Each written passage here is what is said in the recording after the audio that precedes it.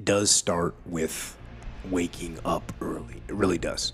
But that is just the beginning. And I always say that discipline is the root of all good qualities, but you have to absolutely apply it to things outside of just waking up early. It's everything. It's working out every day, making yourself stronger and faster and more flexible and healthier.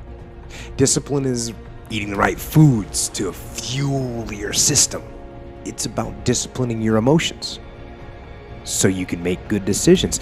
It's about having the discipline to control your ego so your ego doesn't get out of hand and control you.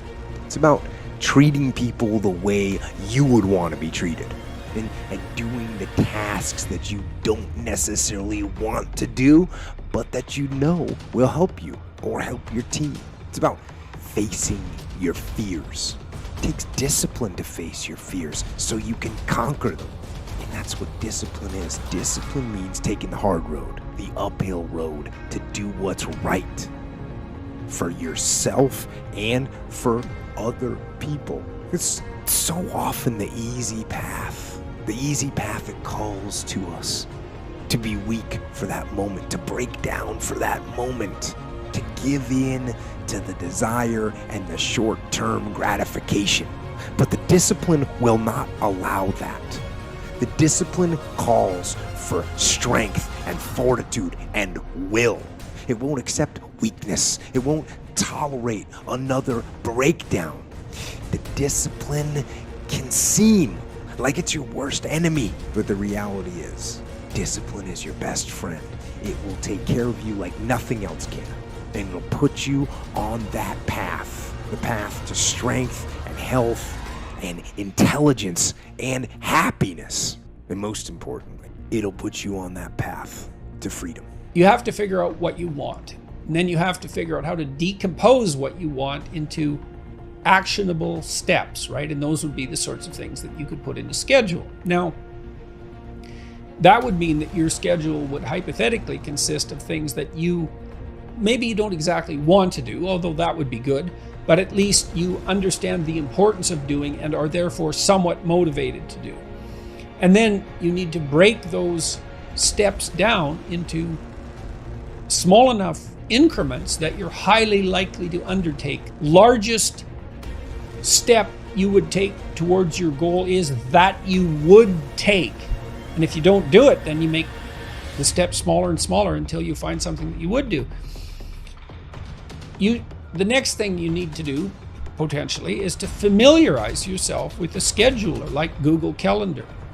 So the first thing to do is open it, and then maybe to figure out how to put in a task and then a repeating task. And might be a pretty simple one to begin with. It's like, well, why don't you list waking up and specify a time, or going to bed and specifying a time, an approximate time anyways, or put in the schedule when you eat. And those are things you do every day. And so that's something you're pretty likely to do. And so that's a success for you. And then, well, then you can start by putting in something small. Maybe you need to read, maybe you need to exercise, maybe you need to have a social event with people. Maybe you need to watch TV, a movie, whatever. It doesn't matter what it is. Hopefully it's something you want to do. Put it in the schedule. And you could start by scheduling the things that you would like to do. So you can imagine, well, so the schedule becomes a means of you getting what you want instead of an external jailer who punishes you every time you deviate from requirement. So you have to make friends with the schedule, and the schedule has to be your friend. It should work for you and not against you. You're not generating an external tyrant. You are generating something that you could be held to, and that's be responsible to, and that's not necessarily a bad thing. It can be somewhat burdensome, but it's not necessarily a bad thing. But generally, you should approach it as if this is something that will help you get what you want. And it's also a pretty good way of controlling anxiety, because one of the most common sources of anxiety is just not knowing what to do.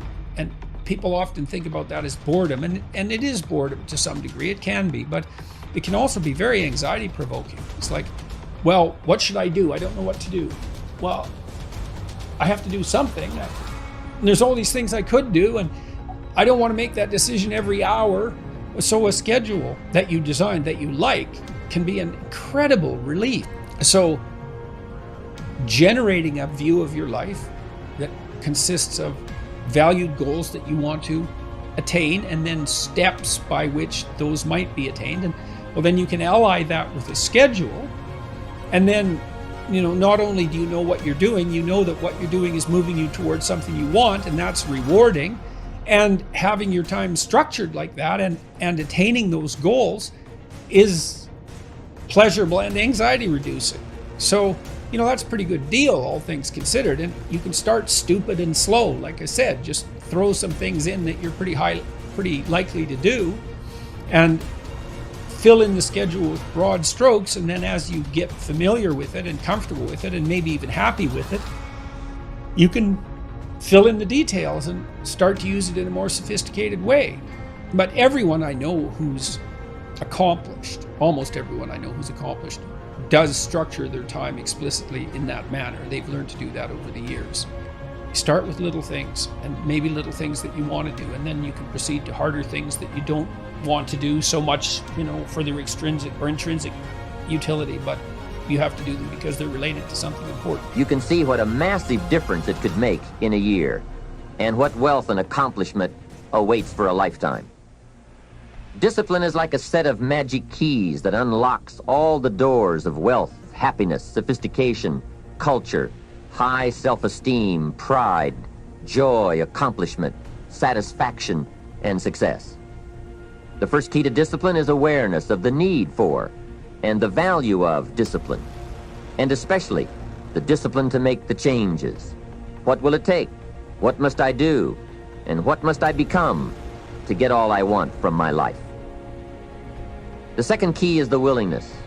More than that, the eagerness to maintain your new discipline deliberately, wisely, consistently. And the third key to discipline is the commitment to master the circumstances of your daily life, to see and harness the opportunities to make something of the sun and the rain, the good as well as what comes in the guise of misfortune.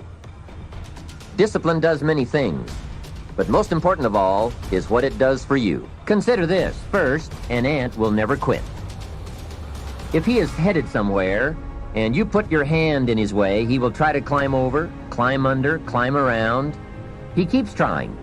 If you let him go on his way, away he goes. And if you put something in his way again, he will try again to go over, under, around. And guess how long an ant will try? Answer, until he dies. So, an ant will never quit. What a philosophy. Next part of the ant philosophy.